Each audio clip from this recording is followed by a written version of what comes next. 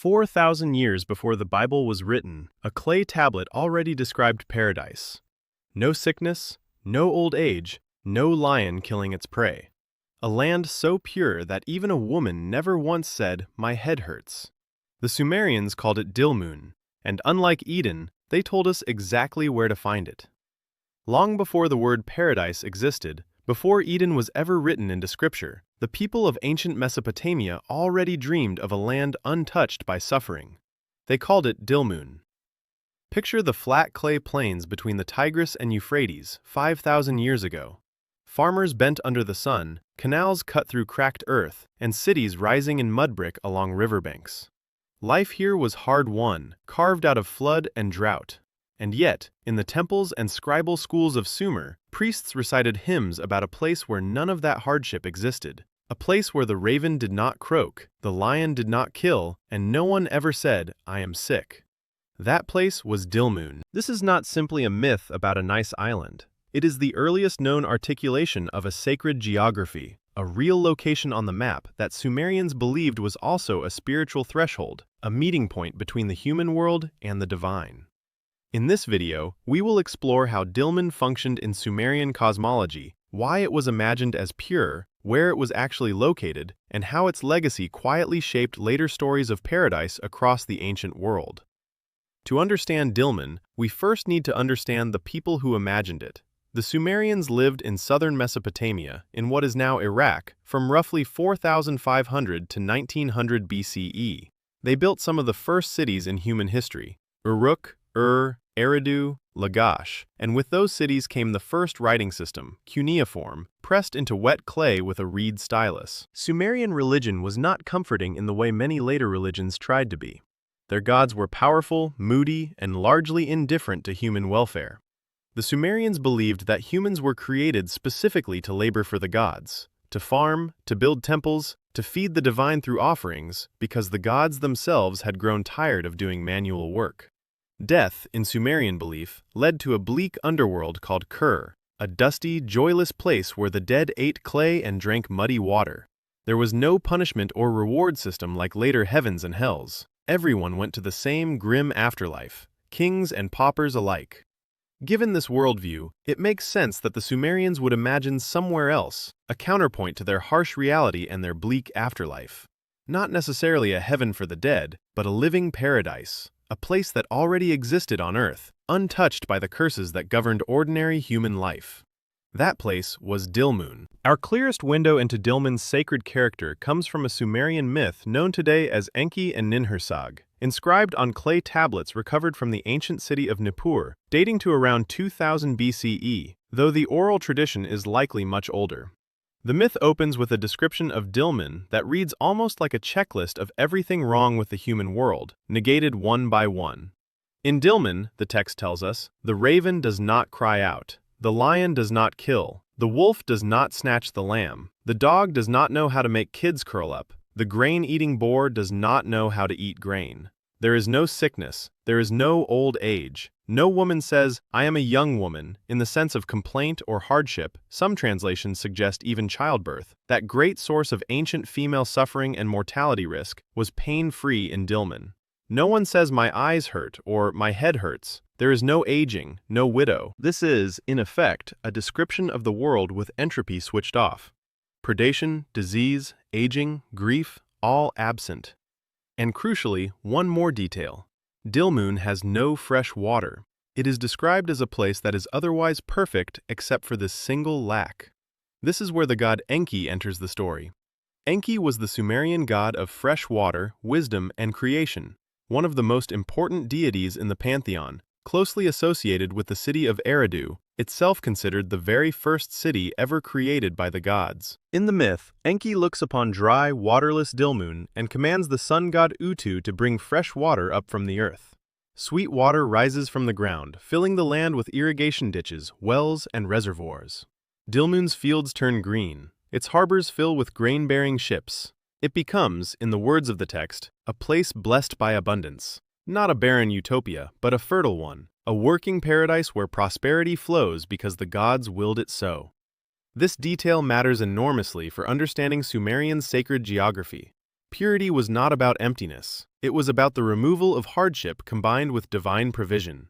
Dilmun's holiness lay in the fact that its abundance came directly from the gods, unmediated by human toil in the way ordinary farming required backbreaking canal digging and flood management in Sumer itself. After making Dilmun fertile, Enki proceeds to impregnate a series of goddesses across generations, eventually fathering Ninhursag's granddaughter and consuming 8 sacred plants that grow from the divine unions, an act that brings a curse of illness upon himself until Ninhursag relents and heals him, creating a series of deities, one for each ailing body part. The myth is strange, sprawling, and full of divine drama, but its opening lines are what matter most for us. Dilmun as the Pure Land, the place where the gods first set the rules of an ideal existence before ever turning their attention to the flawed, mortal world of Sumer.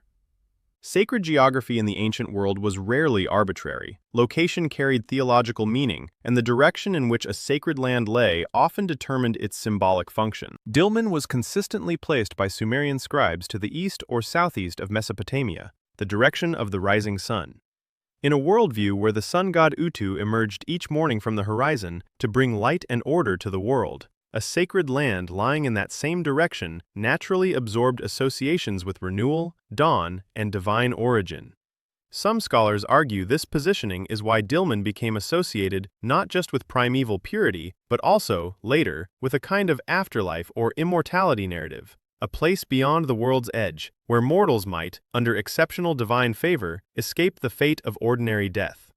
This idea reaches its fullest expression in the most famous work of Mesopotamian literature, the Epic of Gilgamesh. By the time the Epic of Gilgamesh was compiled into its standard version, around the 12th century BCE, Dilmun had become something more than a fertile paradise blessed by Enki. It had become the dwelling place of Utnapishtim, the Mesopotamian flood hero, the man who survived the Great Deluge and was granted immortality by the gods.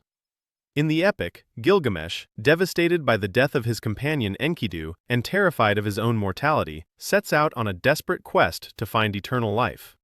He travels to the ends of the earth, through a mountain tunnel where the sun passes each night, across the waters of death, guided by the ferryman Ur-Shanabi, to reach the dwelling of Utnapishtim. And where does Utnapishtim live?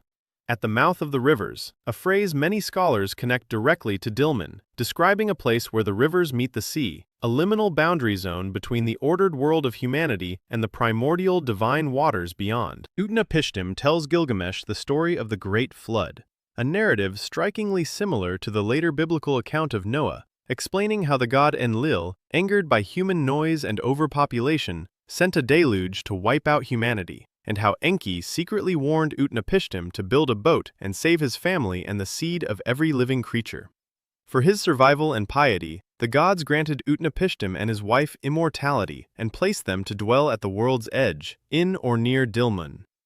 Gilgamesh, in the end, fails to attain immortality himself. He learns of a plant that restores youth, retrieves it from the bottom of the sea, only to have it stolen by a serpent on his journey home. He returns to his city of Uruk empty-handed, but wiser, having glimpsed the boundary between mortal and eternal, a boundary marked, geographically and spiritually, by Dilmun. This is the crucial evolution in Dilmun's sacred meaning. It is not merely a paradise garden, it is a threshold place, a liminal geography where the human world touches the divine and the eternal. For centuries, Dilmun existed only in myth and cuneiform tablets, and scholars debated whether it was purely symbolic or referred to an actual place. That debate has been substantially settled by archaeology. Dilmun was real. Mesopotamian trade texts from as early as the 3rd millennium BCE mention Dilmun repeatedly, not as a distant mythical realm, but as a genuine trading partner, a source of copper, pearls, and a hard, durable wood, and an intermediary hub connecting Mesopotamia to the copper mines of Magan, generally identified with the Oman Peninsula, and further east to the Indus Valley civilization, called Meluha in the texts. The overwhelming scholarly consensus today identifies Dilmun primarily with the island of Bahrain in the Persian Gulf, along with the adjacent coastal region of eastern Arabia, and possibly the island of Failaka off the coast of modern Kuwait. Bahrain fits the mythological description remarkably well. It possesses natural freshwater springs bubbling up through the seabed and across the island itself, an extraordinary geological feature in an otherwise arid saltwater environment. Ancient sailors could literally lower vessels into the sea near Bahrain and draw up sweet, drinkable water rising from underground aquifers. This matches, almost too perfectly, the myth's central image of Enki bringing fresh water up from the earth to bless an otherwise dry land. Archaeological excavations on Bahrain, particularly around the Khalat al-Bahrain site, have uncovered a sophisticated Bronze Age civilization. Sizable settlements, temple structures dedicated to a water-associated deity, extensive trade goods from Mesopotamia and the Indus Valley, and one of the largest concentrations of ancient burial mounds anywhere in the world. Tens of thousands of them, some organized in elaborate royal mound complexes. This burial landscape is itself significant. If Dilmun was associated with immortality and passage beyond death, it makes a strange kind of sense that later peoples in the region chose it as a preferred place of burial, hoping proximity to a sacred land might carry some blessing into the next world. Beyond its mythological weight, Dilmun mattered enormously to the real economy of ancient Mesopotamia. Cuneiform administrative records from particularly during the period of the Third Dynasty of around 2100 to 2000 BCE, document organized long-distance trade expeditions to Dilmun. Merchants known as Dilmun traders formed a recognized professional class in Mesopotamian cities. Ships loaded with textiles, silver, and agricultural goods sailed down the Euphrates and along the Persian Gulf coast to Dilmun, returning with copper, an absolutely critical resource in the Bronze Age, essential for tools and weapons, along with ivory, carnelian beads originating from the Indus Valley, pearls, and aromatic woods. Dilmun functioned as a middleman hub. Goods from Magan and Meluhha passed through Dilmun's ports before continuing to Mesopotamian cities. This commercial role likely reinforced its sacred reputation, a place of genuine, tangible abundance, where valuable and exotic goods flowed in from beyond the known world, feeding naturally into a mythology of a paradise of plenty. It is worth pausing on this connection because it reveals something important about how ancient sacred geography worked. Dilmun was not imagined as pure because it was empty or unreachable. It was imagined as pure precisely because it was prosperous, fertile, and connected. A place that seemed to receive divine blessing made visible through real economic abundance. Archaeological evidence suggests Dilmun was not simply a trading post that Mesopotamians mythologized from afar. It may have functioned as an actual religious center in its own right. At the Barbar Temple complex on Bahrain, excavators uncovered a series of temple structures built in layers across several centuries, dating from roughly 2200 to 1600 BCE, dedicated to a water deity closely paralleling Enki. The temple was constructed around a freshwater spring, with a carefully built, stone-lined well descending into the water table, an architectural expression of exactly the mythological act Enki performs in the Sumerian hymn, bringing sweet water up from beneath the earth. This suggests that Dilmun's inhabitants themselves may have participated in and reinforced the very cosmology that Mesopotamian scribes wrote about, worshipping a water god at a literal sacred spring in a temple whose design mirrors the mythic narrative almost exactly. Whether the Sumerians borrowed this reverence for Dilmun's water cult, or whether Dilmun's own religious practice grew from shared Mesopotamian ideas, remains debated.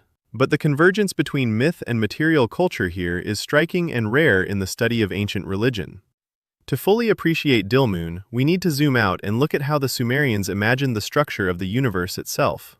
Sumerian cosmology divided existence into layered realms. An, the sky god, ruled the heavens above. Below the earth lay the Abzu, the primordial freshwater ocean from which Enki drew his power, and beneath that, Kur, the underworld of the dead. The earth itself, Ki, floated as a kind of disk upon the cosmic waters. Within this structure, certain locations carried special symbolic weight as connection points between realms. Temples, built on artificial mountains called ziggurats, were considered literal meeting points between heaven and earth. The word for the great ziggurat of Babylon, built later, even survives in the biblical account as the Tower of Babel. Dilmun occupied an analogous but distinct role, not a vertical connection point like a ziggurat reaching up to the heavens, but a horizontal one, a place at the edge of the known world where the ordered realm of human cities gave way to the primordial, divine geography beyond, the direction of sunrise, the location of the cosmic waters, the dwelling of a man granted the very immortality denied to ordinary humans. In this sense, Dilmun functioned as sacred geography in the truest anthropological definition of the term. a real physical place invested with cosmological significance, understood by its ancient observers not merely as land but as a threshold where the structure of the universe itself became momentarily visible and touchable. No discussion of Dilmun is complete without addressing the question most people actually come looking for. Is this the origin of the Garden of Eden? The comparison is tempting and has been made since the earliest days of Assyriology in the 19th century, when scholars first began translating cuneiform tablets and immediately noticed parallels to Genesis, not just the flood story of Utnapishtim mirroring Noah, but the broader imagery of a primeval paradise, a garden of divine origin, a place without death or suffering, watered by rivers, associated with immortality and, in the Enki and Ninhursag myth, even featuring forbidden plants that bring consequences when consumed. Genesis describes Eden as watered by 4 rivers, 2 of which are explicitly named as the Tigris and Euphrates, directly anchoring the biblical paradise narrative to Mesopotamian geography. Scholars have long noted this is unlikely to be coincidence, given that the Hebrew people's ancestors, according to the biblical narrative itself, originated from Ur, a Sumerian city, and later spent a period in Babylonian captivity, where exposure to Mesopotamian religious literature would have been direct and sustained. However, it's important to be precise here rather than overstating the connection. Dilmun is not a direct one-to-one template for Eden. It lacks a garden with named forbidden fruit, a serpent tempter in the biblical sense, or an expulsion narrative for ordinary humans, though the 8-plant episode in the Enki myth carries an intriguing resonance. What scholars generally argue is not that Genesis copied Dilmun specifically, but that both texts draw from a broader, shared Near Eastern cultural reservoir of ideas about a primeval paradise located to the east, characterized by abundant water, absence of death, and proximity to the divine. Ideas that Dilmun represents one of the oldest known written expressions of. In other words, Dilmun may not be the Garden of Eden, but it is very likely one of the deepest roots of the idea of Eden, the first time in recorded human history that a civilization wrote down, in careful and repeated detail, what a world without suffering might look like, and gave that world a name and a place on the map. Dilmun's prominence in Mesopotamian trade and religious literature gradually faded after the early 2nd millennium BCE. As trade routes shifted, regional powers changed, and the Gulf's political landscape transformed. By the time of the Kassite period in Babylon, and later the Assyrian Empire, references to Dilmun in cuneiform texts become sparser, though it never fully disappears from the record, appearing in Assyrian royal inscriptions as late as the 1st millennium BCE as a tributary or trading region. For nearly 2,000 years afterward, Dilmun existed only as scattered references in ancient texts, its true identity and location forgotten. It was only in the late 19th and 20th centuries, as European and later international archaeological teams began systematic excavation on Bahrain, that the astonishing scale of ancient settlement and burial activity on the island came to light, gradually convincing scholars that they had rediscovered the physical Dilmun of Sumerian myth. Today, Bahrain proudly embraces this heritage. The Khalat al-Bahrain site is recognized as a UNESCO World Heritage Location, explicitly acknowledged as the likely capital of ancient Dilmun, and the burial mounds that once puzzled early travelers are now understood as one of the most significant funerary landscapes in the ancient world, silent testimony to a land that Sumerian scribes 4,000 years ago once described as a place where sickness, sorrow, and death simply did not exist. Dilmun offers us something rare in the study of ancient religion. A sacred paradise that was also a real, mapped, tradable, livable place. Not an abstraction floating beyond the world, but a location sailors could actually reach, laden with goods, guided by real trade winds and real freshwater springs. It reminds us that for the Sumerians, holiness was not necessarily found in emptiness or distance from human life. It was found in abundance, in the absence of the specific hardships they knew all too well: hunger, disease, predation, grief, and in geography that pointed meaningfully toward the rising sun and the primordial waters they believed underlay all creation. Long before Eden, before any of the paradise narratives that would echo through later religious traditions across the Near East and beyond, the Sumerians had already imagined it first, called it Dilmun, and remarkably, told us more or less exactly where to find it. Today, if you stood on the coast of Bahrain and looked out at the Gulf, you would be standing where Sumerian sailors once believed the human world touched the divine. The springs still rise, the mounds still cover the sand, tens of thousands of them, holding the dead who wanted to rest near paradise. Every later story of Eden, of a golden age, of a land beyond death, all of it starts here, on a small island, in a language written in wedges on clay. Dilmun was never lost, we just forgot to look.